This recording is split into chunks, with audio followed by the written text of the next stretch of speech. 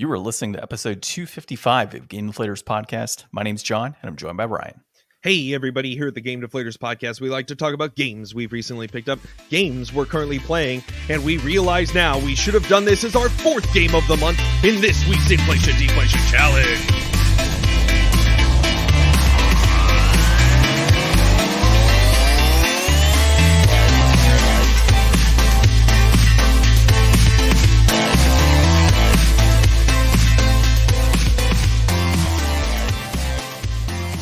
That's not what I was anticipating was going to come up, actually. That's what I aim to do, subvert. Yeah. So for this week's Inflation Deflation, we played some Super Castlevania IV on, the Super Nintendo. Hell yeah. So we'll dive into that in our Inflation Deflation segment of the week. But of course, we'll start off with that you can find us on the GameDeflators.com, our currently out-of-date website. You can find us on YouTube. It'll be at the Game Deflators on there. Instagram and Facebook is also at the Game Deflators, and an X or Twitter is at Game Deflators. You can find us on the podcast app you're listening to right now. Give us a 5-star review. We'd really appreciate it. All right, man. Recent pickups. I have an idea. Yes. Maybe I should change the intro to Magic Cards John's recently picked up, games Ryan hasn't been playing. Because this is every week now. Yeah, I would say so. Because that's what I picked up was Magic Cards, obviously. And a lot of it is because I'm just making various decks and stuff. Mm-hmm. So I'm currently working on it's called a fight rigging combo deck in Standard, where you're able to go ahead and pretty much on turn 4 bust out a giant 8/8 creature. Mm-hmm. That then allows you to actually it's a 7/7 creature, but then allows you to bring in other creatures from the top of your deck or your opponent's deck. It's interesting, but it's pretty cool, the way that it functions. So I'm excited about that.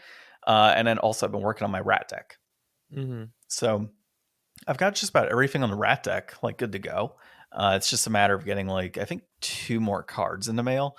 So I think the next tournament I play, unless we do drafting next week, which I'm thinking might be a good idea, since won't be available the following week. If we don't do a draft next week, I'll probably play one of those 2 decks at the next tournament. Mm-hmm. So that's the plan there. As far as video games, though, my wife and I beat Last of Us Part 1. How'd you like it? Well, I mean, I've beat it before. Oh, okay. Yeah. How'd she like it? She liked it. She was actually really excited about the story. Had you guys watched the show? Yeah, so she actually watched the show first. So this is what's funny. It's I told her a while back when the show was announced. I'm we should play Last of Us Part 1 because you're going to get more out of that, and then the show's going to come out. And she's like, "Well, I don't want to be disappointed. I want to enjoy the show." I'm like, "All right, cool, that makes sense." So show is really good, obviously, and she was like, "Okay, I really want to play the game." And that's a while back. We decided to go ahead and start it, and then we just went months and months without playing it. We recently picked it up, I think it was late last week. We recently picked it back up, and we beat it last night. Nice. And she, after that, what's funny is she's like, "Well, now I want to play part 2 because I want to play the game before the next season comes out, because there's so much detail that's in the actual game itself." She's like, "Well, this wasn't in the show, or that wasn't in the show. Oh, well, what, I remember this being in the show," little things like that. And there's a whole school section, for example, or how you interact with Bill in the very beginning. All of those things are not technically in the show themselves, and are just kind of put into place, in the show, so that you kind of know what's happening, and it's close enough to the game because you have to condense so much into 8 episodes or something like that. So now that she's seen how much story was in there and that the show was actually pretty good, she's like, "Yeah, let's play number 2." So we actually started that as well. Didn't play too much. We got to Abby, and where Abby's just screw it, I'm gonna go and try to do what I need to do, right? Within the snowy forest. The moment hasn't happened. The moment hasn't happened yet. Does she know about it? Suspicions, yes. Okay. Yeah. So we'll see. I'm waiting for that reaction. Yeah. So is the whole world. Yeah. All of our listeners are waiting. No, I mean for season 2. Oh yeah, season Like, two. the people that don't know, like, there's gonna be, I'm sure almost everybody's gonna get spoiled on it, but Oh like, yeah, it's when it happens, it's gonna be insane. I can't wait to see. yeah. Like shit's just gonna go crazy. So started playing number 2, and then I'm still playing Magic Arenas. My mono red deck is ridiculous. It's hilarious, man. Like there's the occasional match I lose to things that like it's just gonna lose to. Um, but in general, like I win a vast majority of my matches so much that um, when I'm playing against like, certain types of decks, I'll just drop like a Monastery Swift Spear turn 1 and they quit because they know Mhm. what's happening. Or like turn 3, I've dealt so much damage and there's no answer that they can provide. Like there's no board wipe on turn 4 for them. They're just like, what do I do? So Mhm. if like I'm controlling your board and I'm throwing out creatures and dealing like 11, 12 damage by turn 3, you're not going to do anything. You can't board wipe me. You might be able to destroy a creature or two, but at that point, I've already got so much on the board that it's just not going to happen. So that's been pretty fun to just kind of like blaze through matches. Like within the last 2 days, I've gone from like a gold 4 to a platinum 2 already. Like it's insane how fast I'm going through this. Dang. So I'm hoping to hit diamond again. I hit diamond 2 like a couple seasons ago, and then I want to get the mythic, which would be pretty cool. And then White Knight Chronicles, I didn't play too much this week. In fact, I played a little bit and then fell asleep. So I have to restart the entire section of where I was at. But I'm close to the end of that game. And I don't know, man. Like at this point, I'm just beating it to beat it to get out of the way. But story wise, like it's been okay.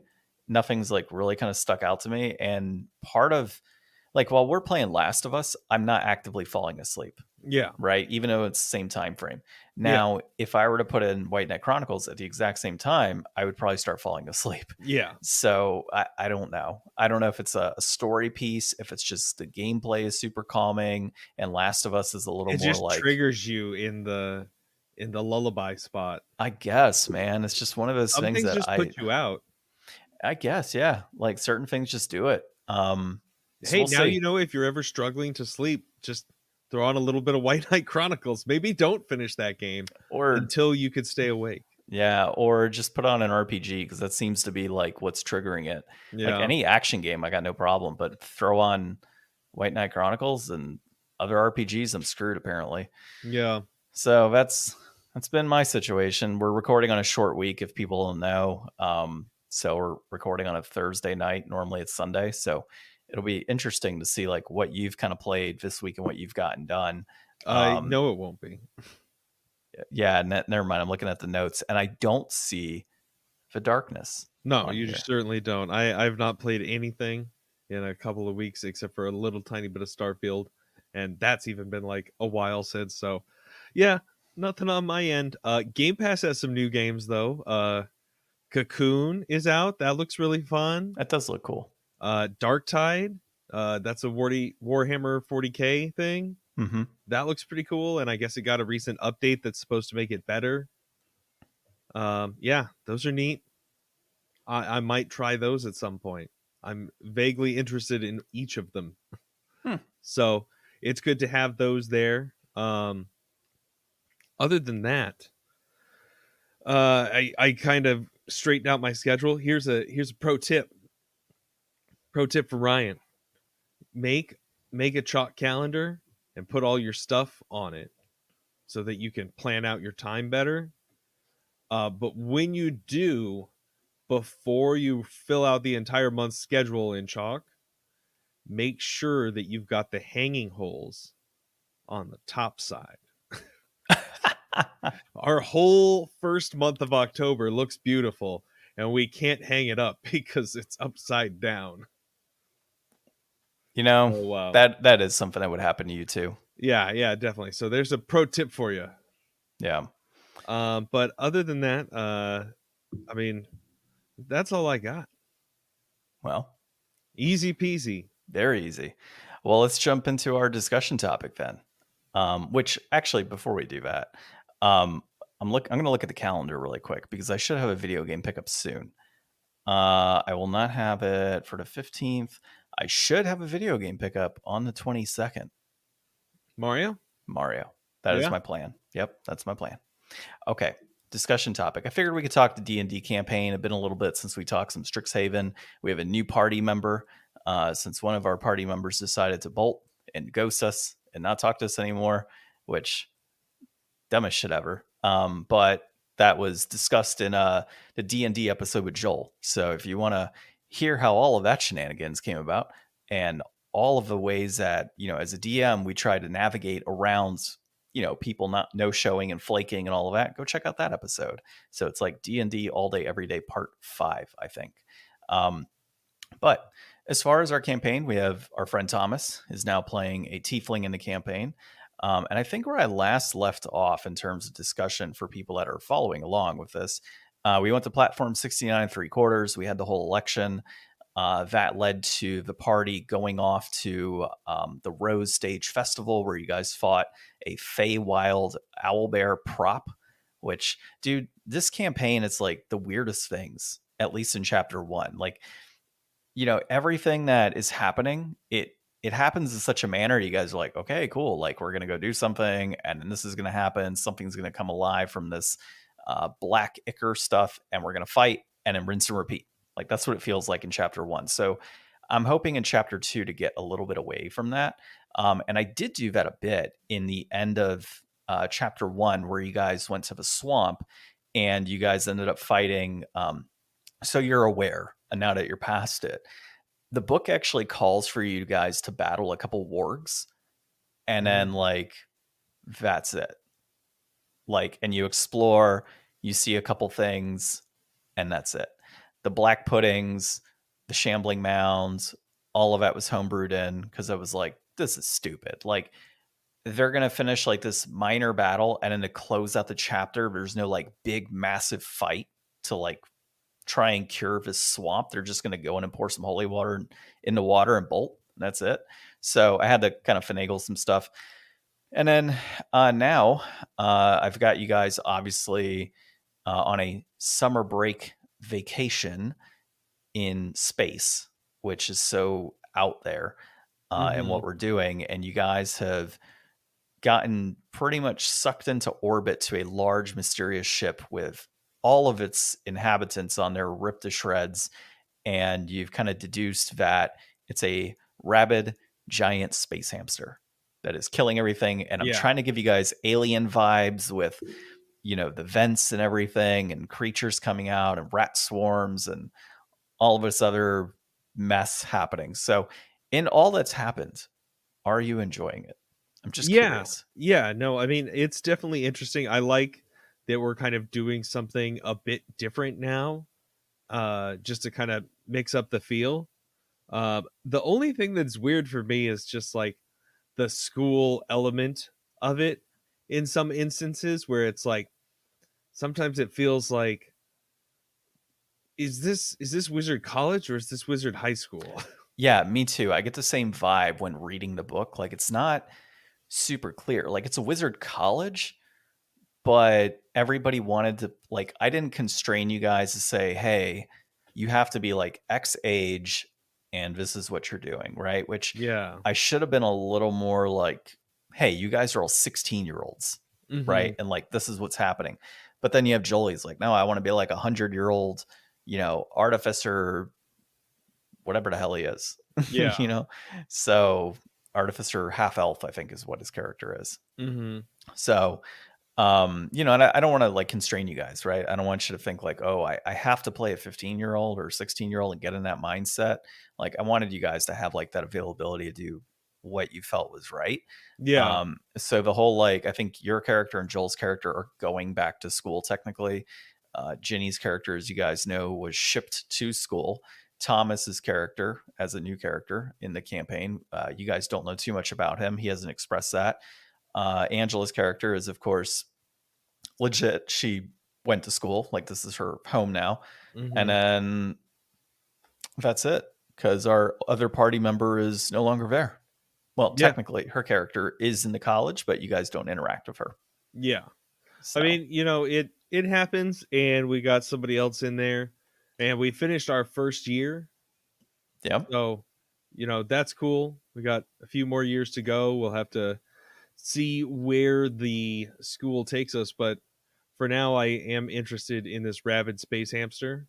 I feel like my character's coming along well. I mean, Yep. we just hit 4th level, so it's always nice to get those attribute increases. Like, I'm finally feeling like a little bit less squishy.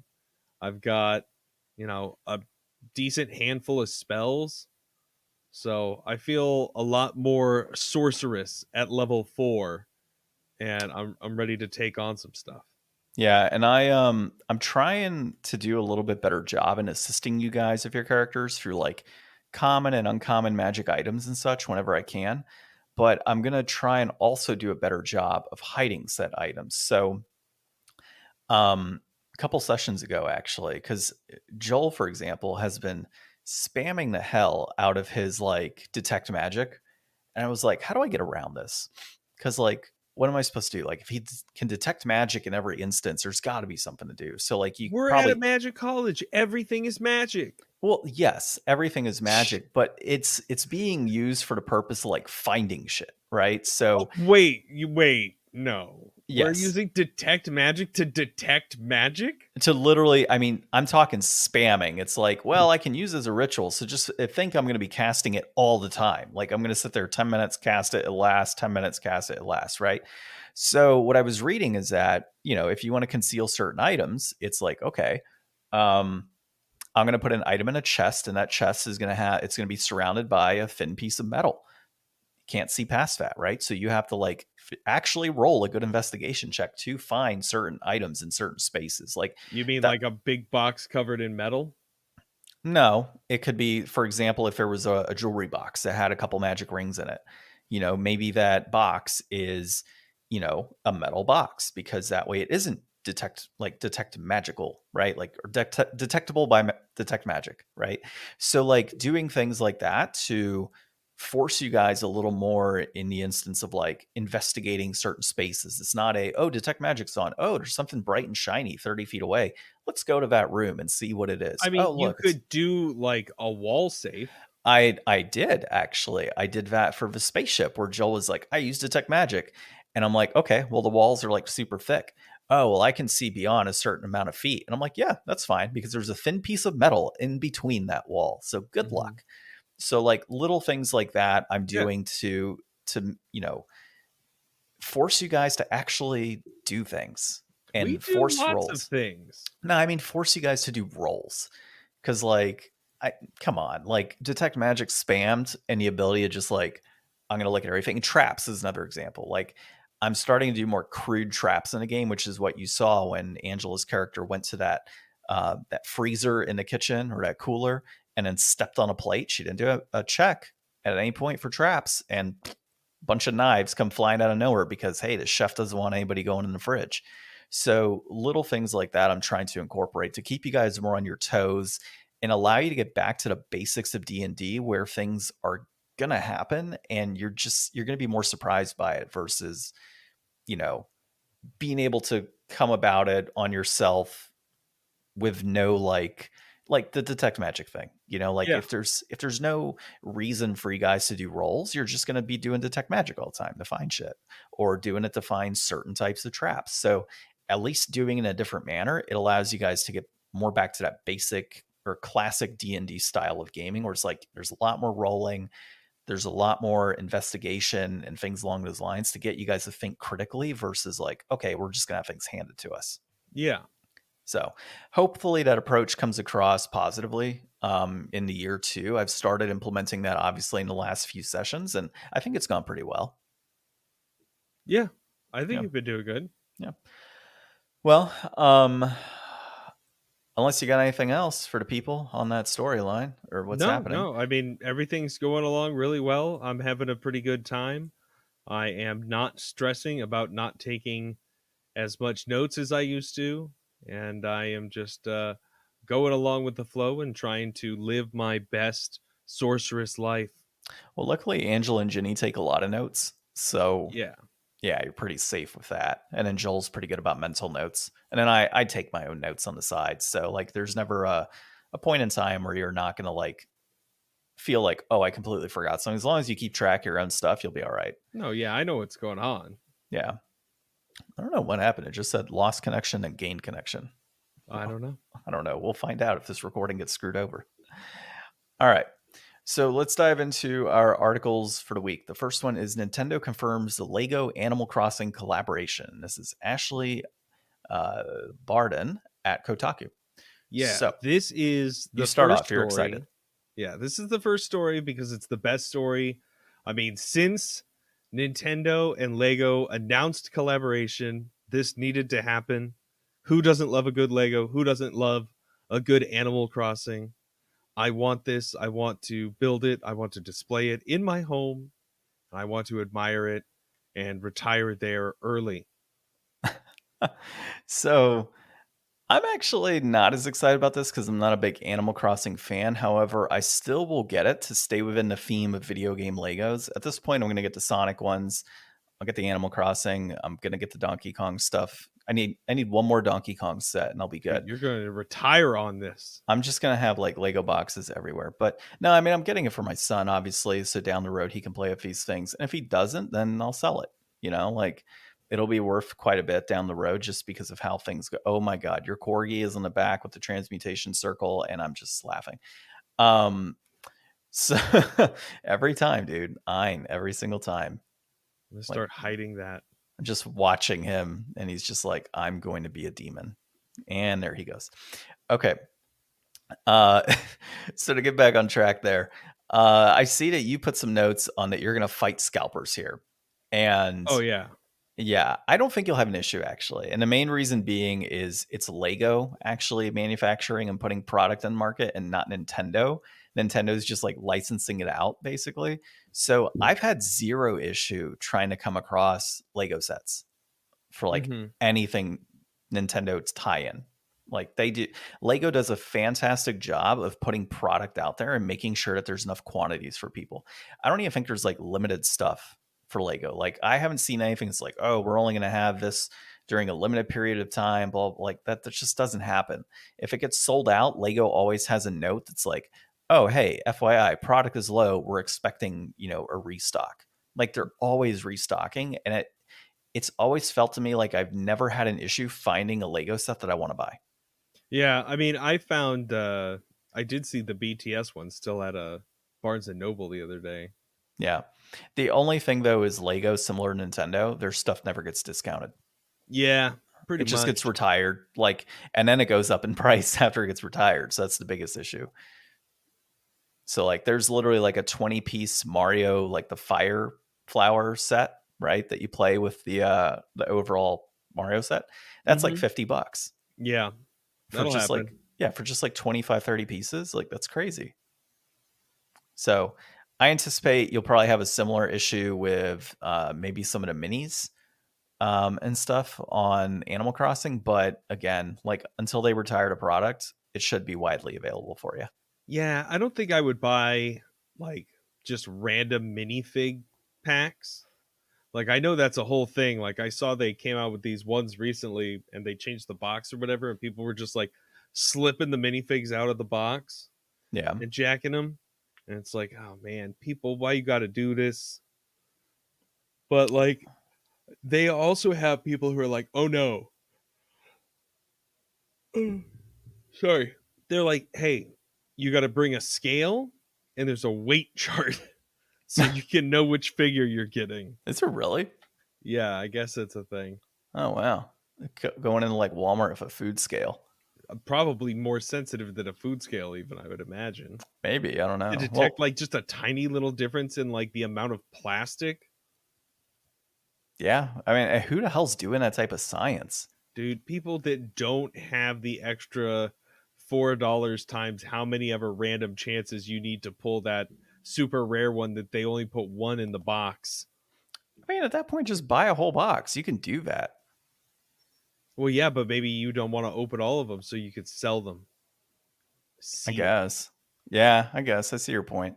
It's kind of like the old map packing in Magic, where the booster packs were lined up in such a way that you could actually, you would say, okay, the top left corner, that's a bulk rare. Next one's a bulk rare. Oh, this one's a mythic. That's a mythic, and so on. You could literally like map out the box. And so there were certain cards, if I'm correct, if I recall, there were certain cards that were printed within certain sets. So like card A was always printed with card B and card C and card D. And so if you opened up however many packs, you knew, okay, like my 8th pack down, it's this card. My next pack is going to be this card, and so on. To a science. Yeah, like there was a whole science. I think they've done a better job, I want to say, of randomizing it, but it's still to this day where like most stores, when they crack open a booster box, they literally like shuffle all the packs. Yeah. Because they technically are kind of stacked still to an extent.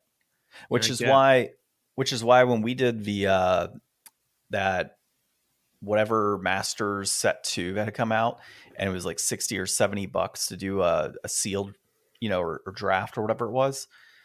And I was pretty pissed off at the store manager because he was just like, here's 3 packs for you and 3 packs for you and 3 packs for you. And I got like straight garbage, and a guy in front of me pulled like, 2 massive rares. Right. And it was kind of set like that. It was like every third person had like great pulls, and then the rest of us had garbage. And it wasn't like one good pull. It was like 2 good pulls for what they got. So, yeah. I mean, just look at it all as random chance. Yeah. I don't know. I question it. All right. Next thing here, still sticking with Nintendo, is Nintendo's Wii U and 3DS online services will be shutting down in April. This is Richard Lawler at The Verge. And so this is not the eShop. The eShop is done. This is straight up online services, right?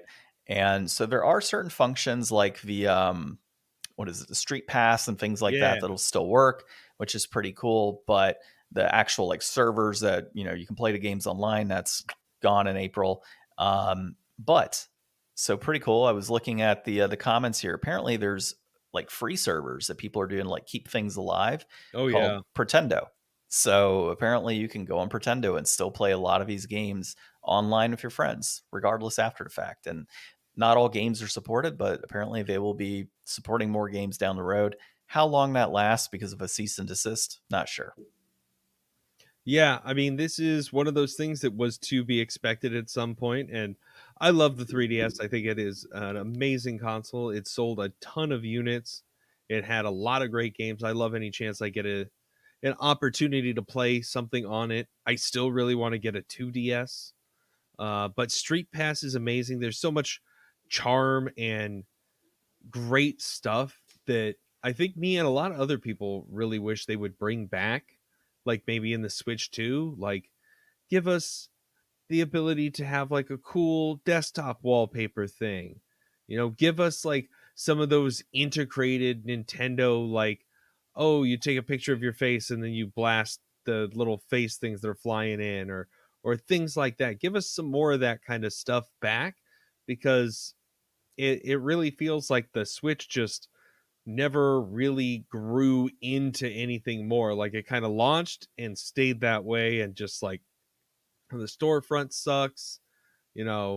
It's just very cut and dry. I like the news channel thing. That's fun that they have like tips and like gifts and all kinds of stuff that goes on in there. Like that's cool, but it could be more robust. Like where's a Me Plaza?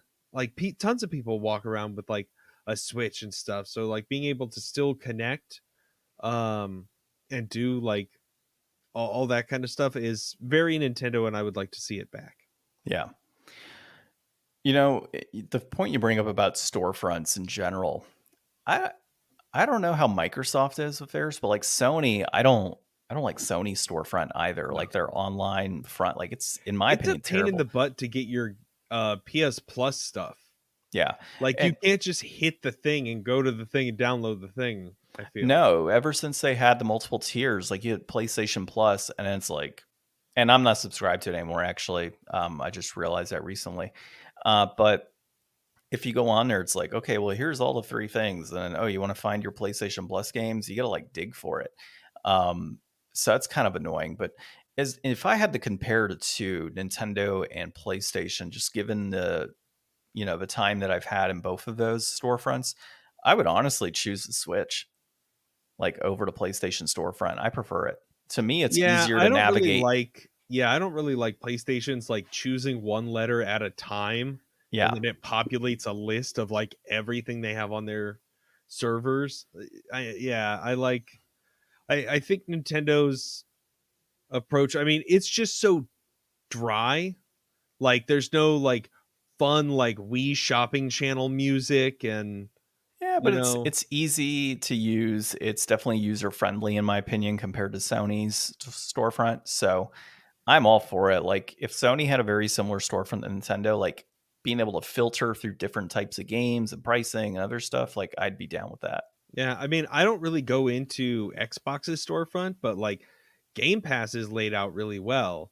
Like whereas I don't really know for Sony, do you just have to know what games are included in those services, or do they have like a page you go to that shows all the games just in a list? Well, I'm going to retract a part of my statement. So, as far as I remember, you can actually filter with Sony's online services, like for certain games. But I feel like Nintendo's a little more robust in that aspect.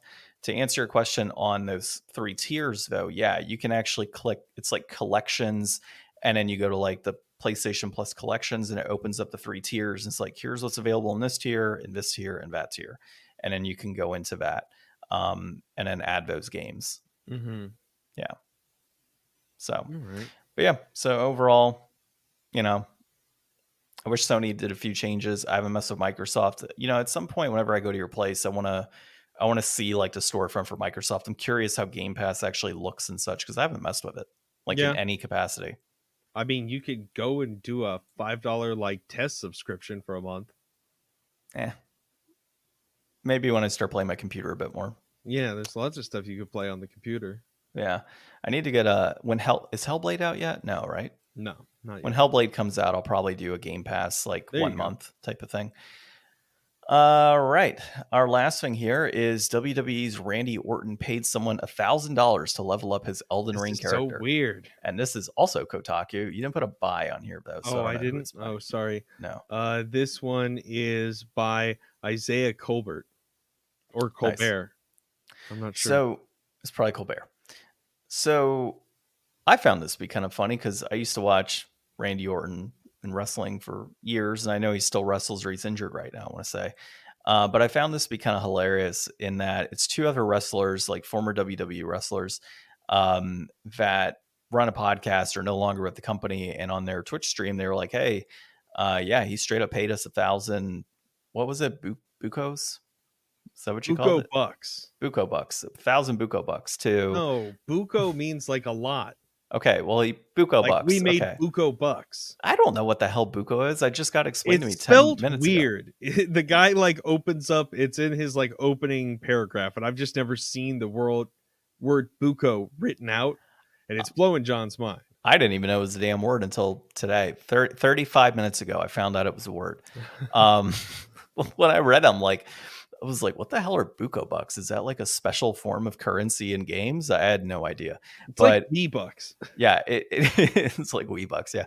So Buco bucks, a lot of money. So really to a wrestler, it depends on your stature in a company and how long you've been in and whatnot. But $1,000 could be a lot for a wrestler. And yeah, so to get paid to level somebody's Elden Ring character, no matter what. He leveled them to 100, level 100.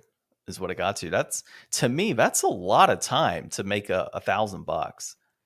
Like, unless he was hitting like the right place to spam. Dude, he just like kept grinding that giant dragon for like 1,000,000 runes over and over again. I'm sure. I guess. Yeah, if he's really good about it. Throw on like a few movies and do that. Yeah. So that's pretty much the story. Like Randy Orton apparently just loves the Elden Ring and Dark Souls type games, but he doesn't like how difficult they are. So he's like, I want to enjoy Dark Souls and Elden Ring for the story. And here I am, like, I can't follow the damn story. It's just so confusing to me half the time. So I'm in it for all the gameplay and the grinding and the crazy boss fights and everything else. So interesting to hear somebody else's approach to say, I really like the lore in it. Because to me, story-wise, I thought Elden Ring was the worst as far as story. Yeah? Yeah. I mean, you know me, I'm a Sekiro guy. So, yeah, for me, Sekiro is like the ultimate Souls-born Sekiro or no, Sekiro Soulsborne Ring. There we go. That's the new term.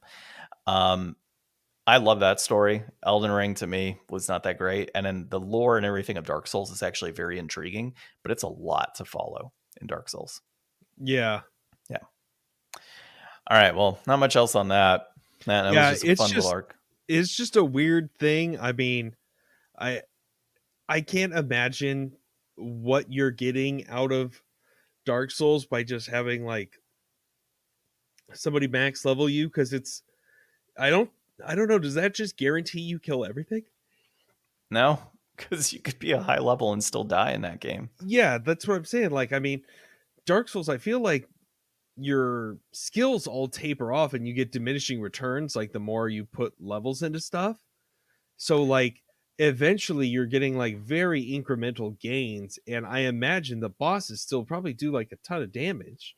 Yeah, I mean, a lot of it's based on like armor and how quickly you can get out Maybe of a boss just makes fight. it way easier. Probably not like a walk in the park still. Yeah, I would think that's it, because like still like a swarm of enemies coming at you and hitting you over and over again, and then you trying to slash like one or two, you're still gonna die in that game, no matter how high of a level you are. You probably have a bajillion stamina.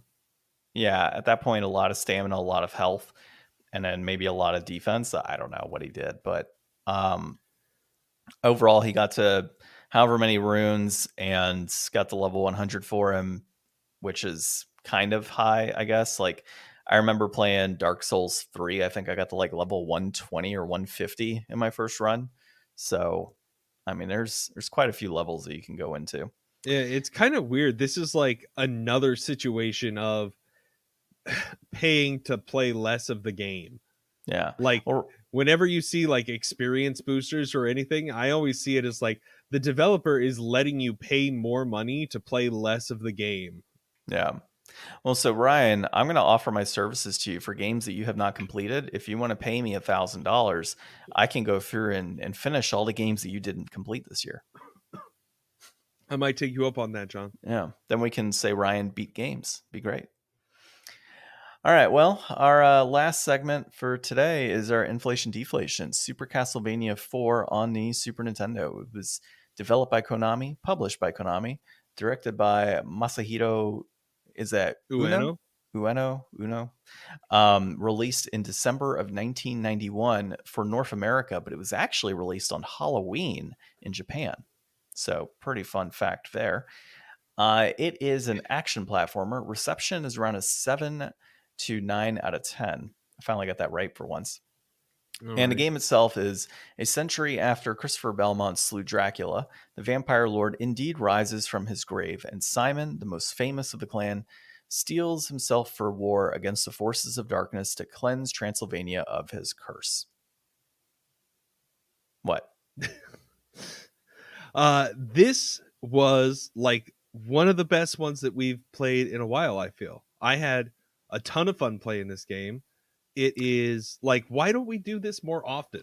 Like, it feels so good to like really have a good time playing a game and just be like, dang, like I wish I could just keep playing instead of having to do other stuff right now.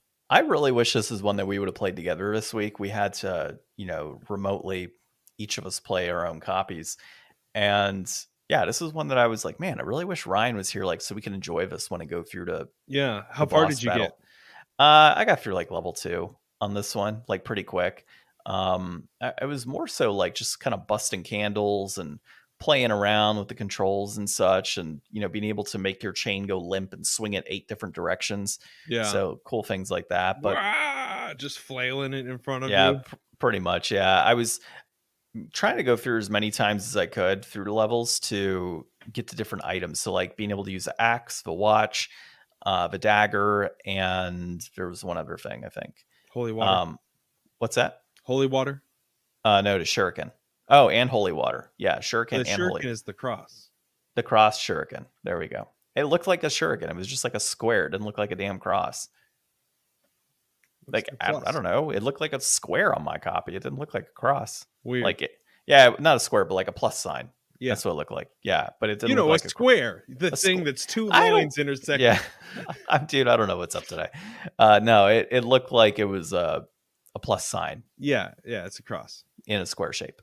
It's classic Castlevania. But Launch the square. yeah. But yeah, if you want to go through your experience, then I'll dive into mine. Yeah, so I love the opening here. It definitely sets the mood. Like I don't traditionally associate Castlevania as being like spooky time games for spooky month, but it is like a horror series, and seeing like the original Castlevania games, you know, how much they had to try to lean into the very limited ability that they had to portray horror. They did a pretty decent job, and they were hard as balls. So, that's scary enough as it is. This one, I got to like level 4 or something. Damn. Yeah, I was doing pretty good in here before I got my like game over, ran out of continues. But I think that the controls are really tight in such a way that there were so many times where I was like so sure I wasn't going to make this jump, and then just barely made that jump. And other times where it's like I hit my head on this thing and fell down like 4 times. Please, dear God, let me make this next attempt. And it felt just so good. Like there were places where I was just like really in tune, and I was like hitting all my whips and doing everything right, and like swapping out the weapon. It's like perfect time for an axe throw. I really dig some Castlevania, and this is a great one that I've never played before. Yeah, this one for me was same experience. It was super fluid in everything that I was playing. Being able to go up the stairs easily was kind of nice. To me, the game actually felt pretty easy in comparison to other Castlevania games. And for sure. It turns out that that's actually like on purpose. They did that. So this game itself, so the director loved Castlevania 1 so much that he himself actually says Castlevania 4 is pretty much a remake of number 1. Mm-hmm. Is kind of how he sees it. But like the boss battles were made much easier with more patterned out than just kind of randomization, which makes the boss fights easier. The enemies themselves were not very difficult at all. Like I never had any trouble with enemies. In fact, I think I died falling through trap doors and stuff more than anything else. Like the enemies themselves are quite easy, and then the boss fight was like super easy, at least the first one. And then I played a little bit of the second level, and then I had to go to bed at that point. But yeah, I mean, I thought it was great. I definitely enjoyed myself. This is one that I can see myself picking back up and completing at some point in time. Yeah, it's a great game. Definitely would recommend. Breaking it down to the brass tacks, we got a complete inbox copy going for a big $189.35. That peaked at $254.40 back in December of 2021. It came like way down after that, and then this is like a really high sale compared to the last one. But yeah, it's trending back down now. It looks like for a loose copy though, you'll be paying $43.25. That peaked at $53.12 just this past month in September 2023. And that itself is on the way down as well. So both kind of hitting a big peak and on their way down. I think that this is a Super Nintendo game. Whenever we would talk about a Super Nintendo game, the box, man, like, do you need the box? Like, it's a game cart. It's gonna be fine. It's gonna match all the other ones that you have that aren't in a box. But I will say that Castlevania 4 box, it's a good looking box. Yeah, this game in particular, I have the manual for it. Funny enough, I sold the box before I had a copy of the manual a long time ago. So I honestly should have a complete in box, but I don't. Actually, I got the box in the great gaming pickup of 2020. Yeah. And in the manual, I got at some random point in another collection down the road. So, I mean, it's just one of those things. It'll happen. Yeah, it happens. I think what happened was like I got the box and I didn't have the game and I didn't have the manual. I sold the box. I got the game. You got a Voltron up, John. Yeah, I don't know. Super weird. But either way, like I would never find myself like trying to purchase a box to make this complete unless it was like super cheap.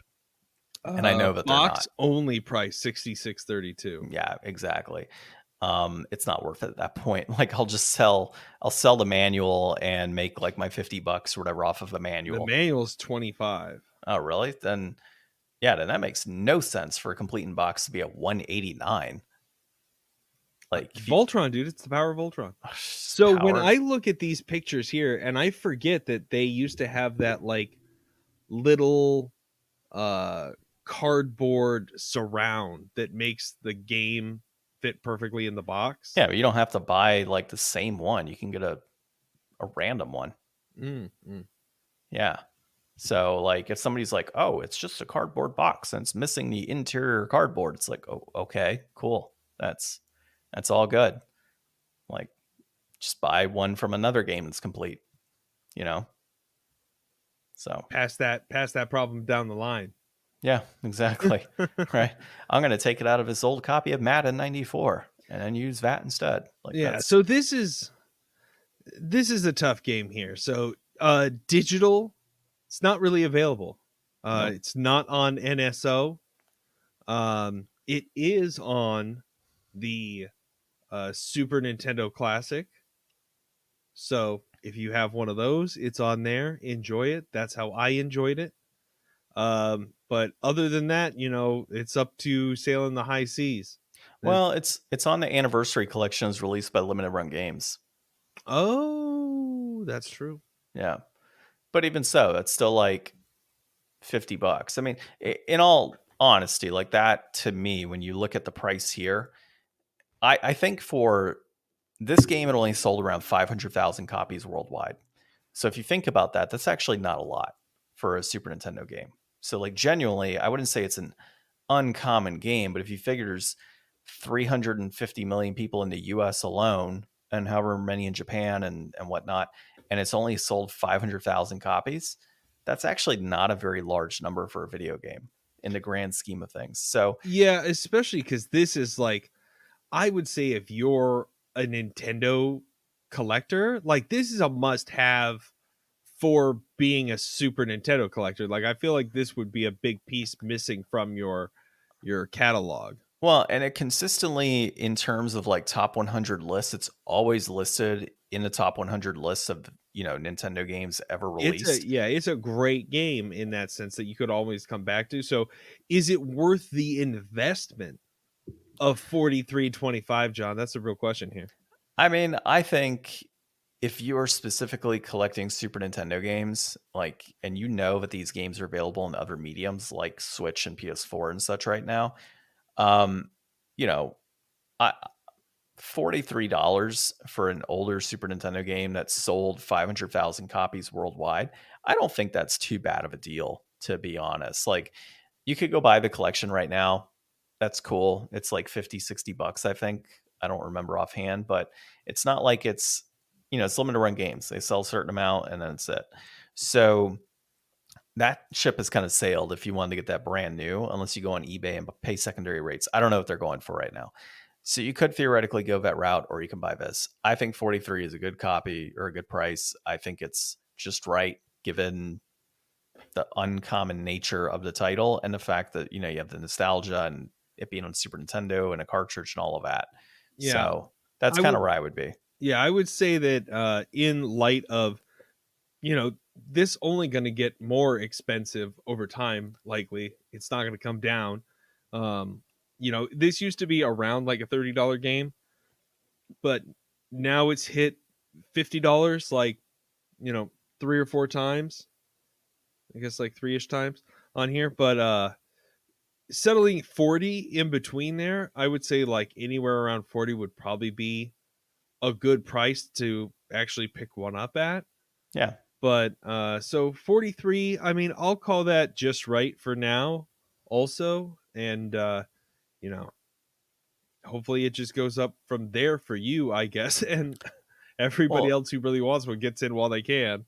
Well, and it's a great game. It's not like it's a terrible game. And then you have the replayability in terms of speed running and stuff like that is there for a game like this. And it's just fun.